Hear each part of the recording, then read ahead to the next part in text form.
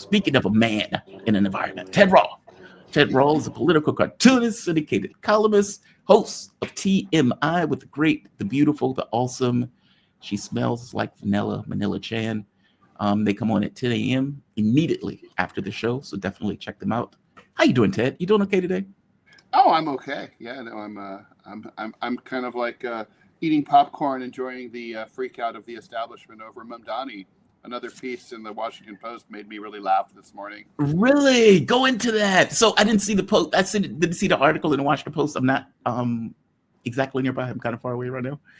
But I like Mamdani. Love his wife. What's not to like? Yeah. But I like him because I think he's very. How can I say this? They are responding to him as if he is a national political figure, which I find to be fascinating. They've turned him into one. Yeah, they have. I mean, I saw the thing where the guy was like, "You communist, you commie," and it's like, I wish, dude is not a communist. Please. You say you wish he was. Great. Yeah, I wish he were, but what can you do? He's not that. I don't think he's that guy. I just think he is, again, as I pointed out to the audience member, responding to his environment. It's like, dude, we have rents at $5,000. We have people who are struggling to make ends meet. Why wouldn't somebody come up? That's exactly why I was laughing at the piece in the Washington Post. The argument in the piece is New York's doing great.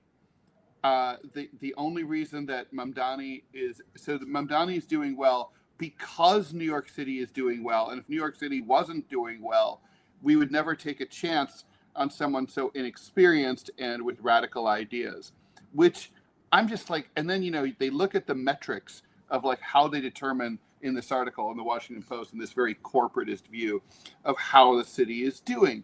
And they're like, well, the stock market's doing really well. Okay, first of all, I have news for you guys. Even if the stock market's doing poorly, it makes no difference to the people here who work on Wall Street. They make money whether they buy or they sell. Okay, so yeah. It's like that doesn't matter. That doesn't matter. But anyway, the population hasn't declined, or crime is lower than last year. Okay, so these are all cherry-picked statistics. Yes, crime is a little bit less shitty than it was last year because it was even shittier, but it's still really in-shitified at this point. Right. Also, the population, over 750,000 New Yorkers left during the pandemic and following the pandemic, never came back. The population that replaced them is a lot of migrants. And, they will absolutely, these people, assuming that they're allowed to stay, will, enrich the population of the culture of the city, and their children will assimilate and, they'll pay taxes. But, you've replaced working class, middle class, and upper class New Yorkers who've been here for a long time with people who just got here and are going to need resources and are not going to be able to pay a lot of taxes into the system. Right. So from an urban planning point of view, that's definitely not an apples to apples comparison, right? It's like the type of population matters. And then, the rents are high because of supply and demand is another argument. Well, no, that's the problem. I mean, the rents are really high, and so are the vacancies because the tax incentives for warehousing property are huge. I mean, New York City, like all major cities, has a major problem, which is with work at home. You don't need to be in a city to work right. to have a job, right? That was the purpose of cities going back 18,000 years, right? The jobs were in the cities. It's like that's why every Chinese peasant fled and went to one of those giant super cities in China, and they all live there, right? Well, that's not true anymore. So then what's the point of being in the city? Well, you need to be in the city to date. Not really, not with apps. It's like you don't really need to be in the city. You need to be in the city to be able to buy cool books.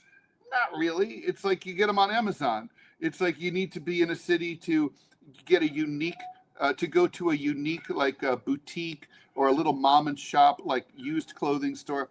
Those are all closed. They've all been replaced by Sephora and chain stores. The stores look exactly the same as if you lived in the suburbs. So what differentiates the city? It's harder to get around. It's filthy, and the rent's high.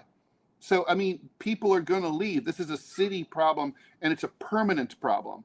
And so, I mean, Mamdani is just barely scratching the surface. I mean, so, I mean, but these people, they're out to lunch if they're like, everything's fine. They sound like the brunching Democrats under Biden. Everything is just fine. Nothing to worry about. It's like, well, the voters disagree with you, and they're going to overthrow you, and there's going to be a revolution, and you're going to be like, oh, I guess they didn't think it was fine. Why do they think, like, that's an amazing take? Hey, everything is great. People are doing, the rent is fine. Crime is lower. The city is fantastic. Okay, then how did you get a socialist? How did you get a socialist, right? Like, meaning you don't get that guy if everything is great. You get Cuomo. If people are scared, you get Cuomo. That's why I mean, you remember, you and I talked about it. I said, I was like saying that Cuomo was the leading contender for mayor 3-4 years ago. I said, mark my words, it's going to be Cuomo. And the reason was of where the city was during the pandemic. People were scared. It's like, no, I mean, the thing is, like, people will turn to a radical solution. I mean, sometimes it's true. Like, for example, the Port Huron statement, right? 1964, the radical left, they basically, like, we're the children of privilege. They were primarily white people from the Midwest. Yeah. And they were like, we're doing great. And we feel like we can use this wealth to build a better world. That's one thing. But you know what? That's liberalism. That's not radicalism. Radicalism comes out of anger and despair, whether it's on the left or on the right. And, people are angry. I mean, that's why the sitting mayor is at 10% in the polls and going nowhere. And it's like, no, people aren't pleased. And, nothing pisses people off more than telling them that they don't have a reason to be pissed off. I had a girlfriend cheat on me once. I didn't care that she cheated. She told me that she was like, I was okay with that. She's like, oh, you just don't have, she cheated with a girl. She goes, you just don't have a right to be mad because it was with a girl. I dumped her. What? Not because she cheated. I dumped her because she told me how I could feel. So, if you're going to tell me how I'm allowed to feel, bye. So that's interesting. That's a whole another kind of moral quandary. I mean, I'm sorry. I'm sorry. Well, it is. I mean, look, I understood her point of view. She could have said, well, if she brought it up as a question, well, is it different because it was with a girl? I could make that argument, but that's not what she said. She was like, right out of the gate. So it's like, oh, okay, we're done here. Don't tell me how I'm supposed to feel, effectively. Yeah. Right. And I mean, as it happened, I wasn't angry until she said that. And I guess you're right. The Washington Post board of elitists are telling people, hey, you slobs, why are you upset? You're doing great. The world is great. Yeah, shut up. And it's also like, I love that whole, like, it's supply and demand. The rents are so high because everyone wants to live here. The rents are so high because the people who are already here find it difficult to leave, like in the Tama Janowitz Slaves of New York. They're used to New York. It's hard when you're a New Yorker to go, they travel. Then they go to they go back home to mom and dad in like Dubuque. And it's like, what did you say? What kind of coffee do you want? And it was, oh my God, I would have already had my coffee. I'd be out. I would have drunk it. I'd be gone. I'd already be in my car. I'd gone if I were in New York. So it's hard to get used to the slow pace outside of New York. So people are there, they stay here. But the thing is, and so the landlords just jack up their rents once they have them in. But it's not sustainable at this point, and people really are voting with their feet. That is super interesting. I love the fight that's taking place because I don't think that's going to hurt Mamdani at all. I think if anything, like you said, they're going to feel some kind of way about it. Well, is the reason we're watching this. Sorry to interrupt. The reason we're watching. No, you're fine. But why is this? Why is the New York mayoral race important this year? It's because it's Bernie versus Hillary redo. Okay, it is, but that's taking place in New York, though. They've raised it almost to a national level. It's because, basically, it's this schism between the national corporate Democrats and the base of the party who are progressive. And that's been basically, it's apartheid. The Democratic Party is apartheid South Africa. A tiny minority who's mean and powerful controls a big majority. And that's just like, okay, well, you can do that until you can't. And that's where they're at. The Democratic Party, most of their voters are progressives. Most of their voters would have voted for Bernie Sanders. It's like, but they weren't given the chance. So, and they were told not to. They were scared out of it. So that's what's going on here, is that basically the Democrats, if the Democrats had nominated someone normal, I don't know, let's just say Kirsten Gillibrand decided to run for mayor of New York, she would have just sailed right in. It's like, but they decided to go for fucking Adams and Cuomo. Like, they're That's crazy. Astonishing. Like they were, that's astonishing. These candidates are dogs, and it's like in both meanings of the word. So what do you say to people who say that Mamdani is just AOC with a penis? I think that's probably true. I think that really, and you're still back at this guy. I think he's going to get the talk. It's going to be like.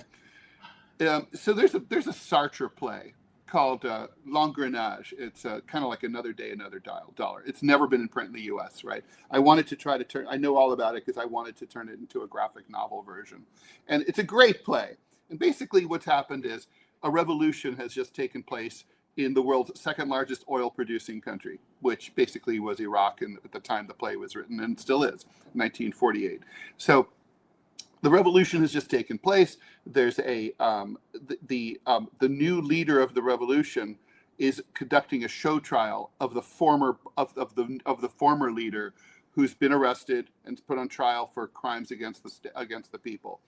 So he's like, basically, like, he's like, you have to understand. So the guy who's defending himself for his life and is going to be executed at the end of the play, he says, like, you have to understand, like, when I came in, I was like you, I was an idealist, but the very first day I get a call, like, the ambassador from the former colonial power is waiting downstairs, and he comes up and he says, Mr. President, congratulations on your job.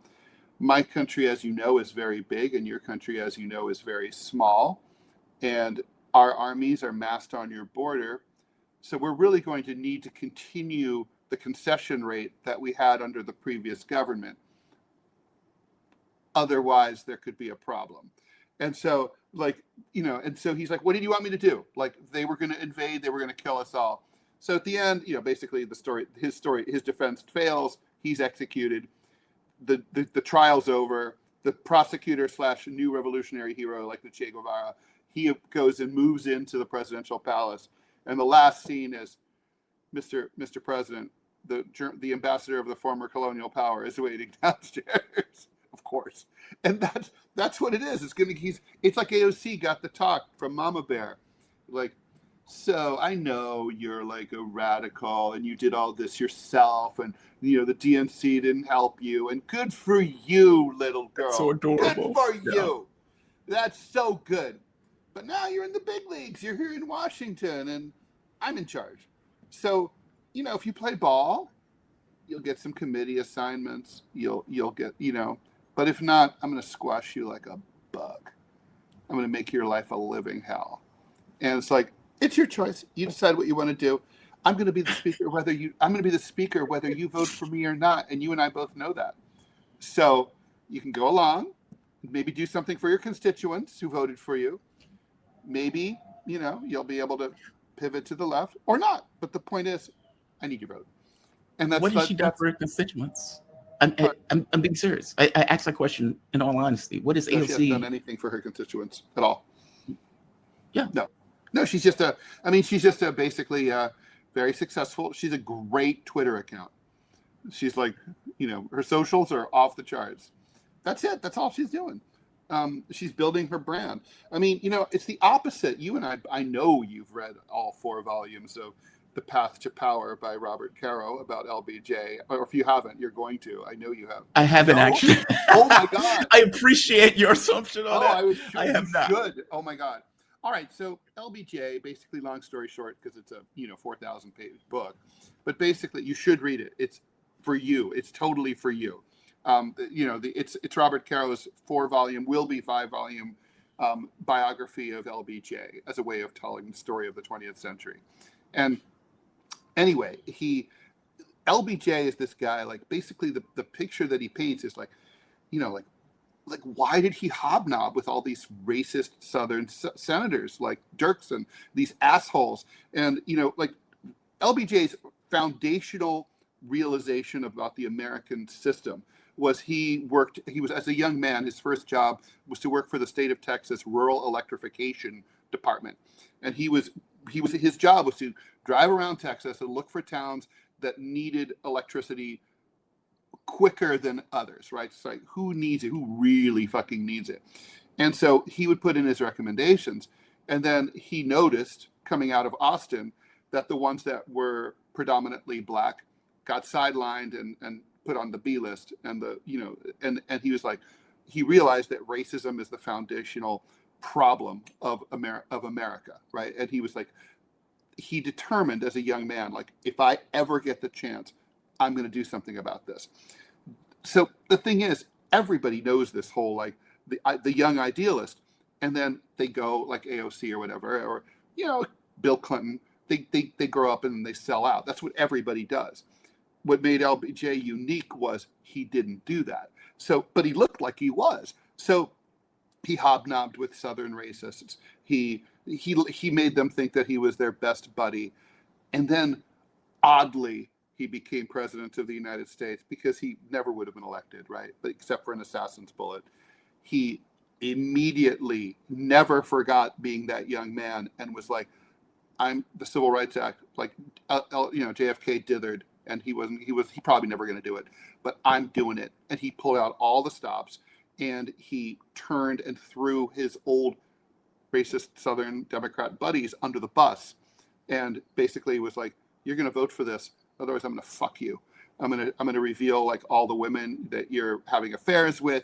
I'm going to destroy you. I have your office bugged. He pulled out all the stops to make the Civil Rights Act pass. And like, so that's what you like to think that, someone like, Mamdani is going to be. But it almost never happens. It's like, because they get the talk. And most people. Who do you think gives Mamdani the talk, though? I like from a mayoral.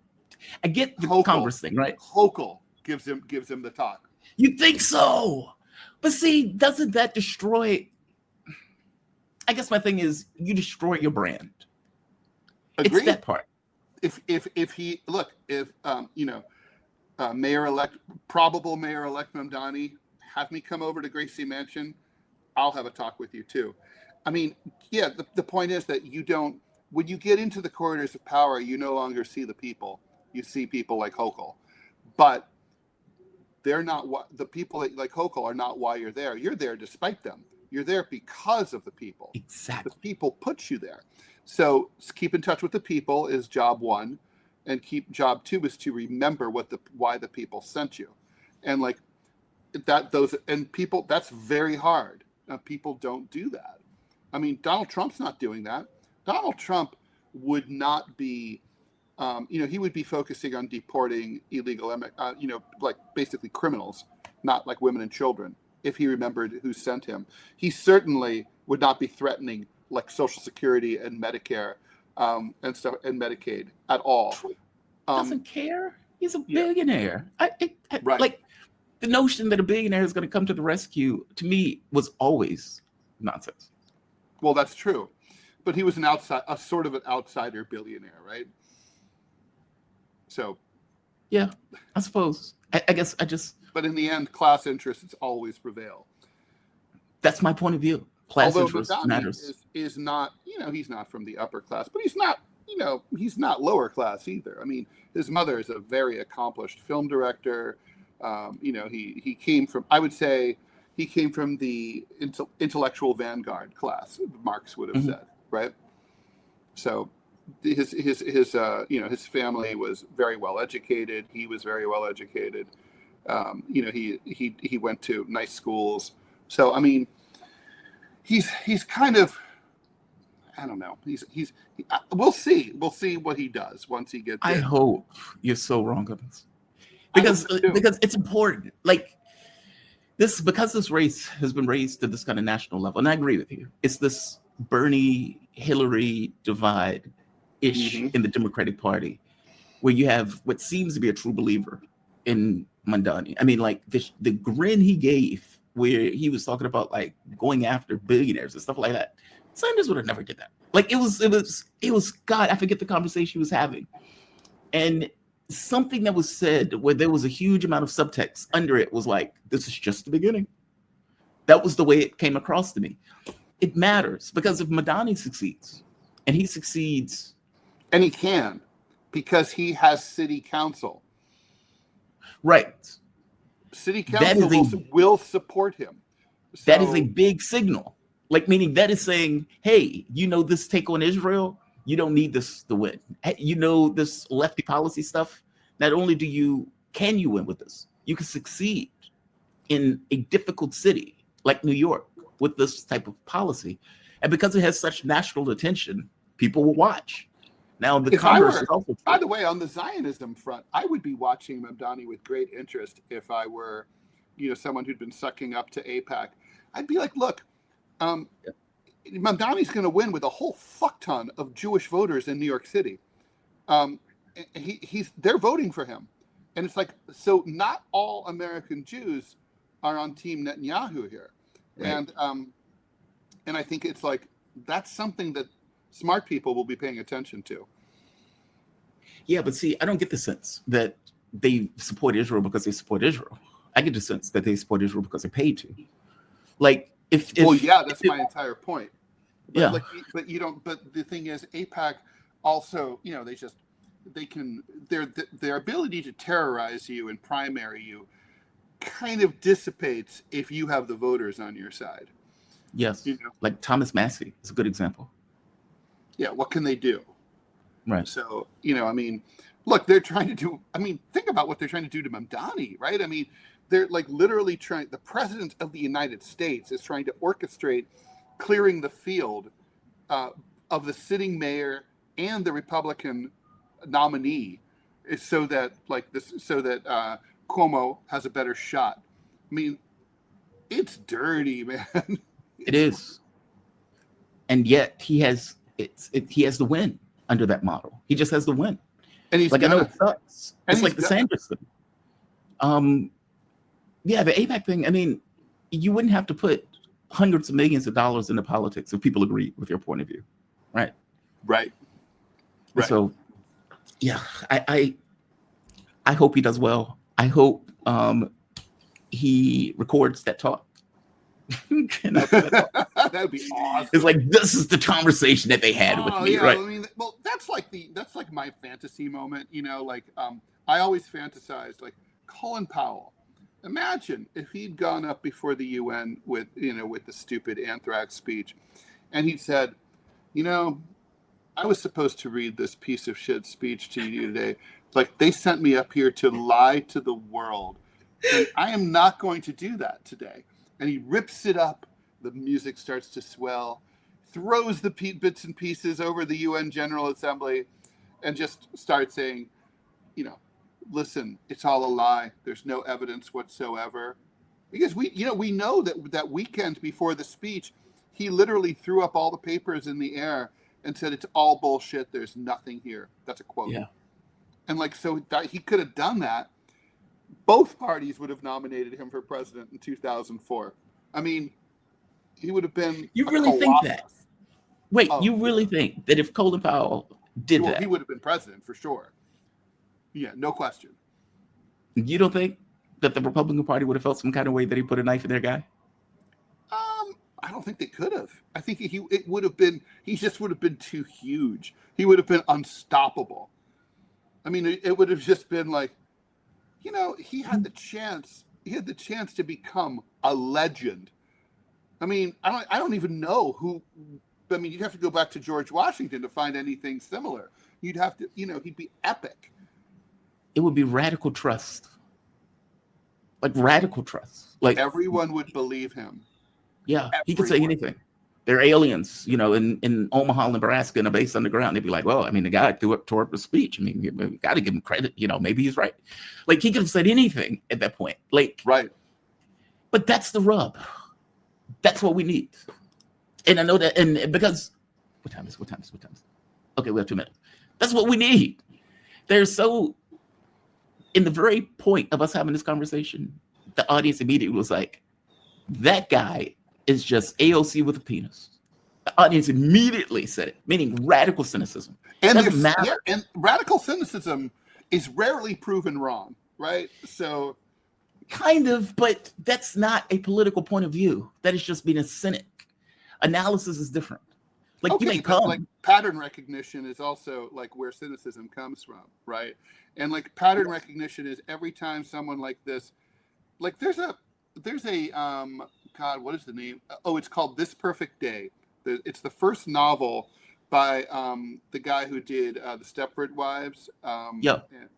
And it's sci-fi, and basically it's about there's an authoritarian, despotic regime, kind of, and it, but basically this one guy decides to rebel. He finally succeeds in rebelling. He makes his way into the room where he's going to blow up the supercomputer that runs the entire planet.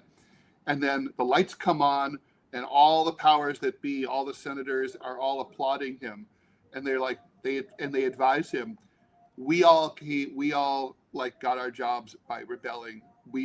This is how we choose our leaders, by doing from people who decide to stand out and resist the system.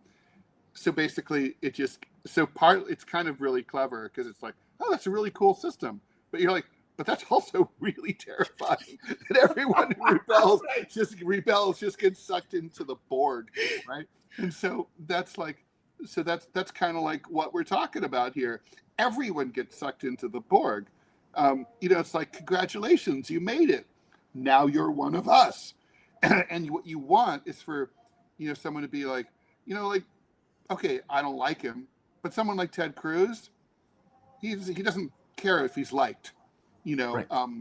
Thomas Massey isn't there to make friends. Okay, I don't agree with their politics, but right. That's what you kind of need on the left. You need people who are like, I don't need to get along with you. We're not friends. Have an objective to accomplish. Yeah. Yeah. Yeah. The only thing that would change this country around is radical honesty. I don't see True. it. And it's hard. And, having Colin Powell God, I can't, it is so difficult for me to even conceive of somebody doing something like that. And that's sad. Right. And just think about it. That's like what fiction would look like. Any number of movies, any number of books, but we're not those people. Yeah. The truth is, the guy melts down on camera and tells you the truth. And they're like, well, the guy clearly had a nervous breakdown. It's like, no, he didn't. He had a realization all of a sudden. Right. Ted Rall, political cartoonist, syndicated columnist, host of TMI with the one and only Manila Chan. It comes on at 10 a.m. Ted, we're going to have this conversation about whether a woman cheating with a woman is actually cheating. Yeah, let's do that. A fight that was taking place in the audience. You have a fantastic day, man. You too. Be safe. Have a good week. See you soon. Bye-bye. All right. We have come to the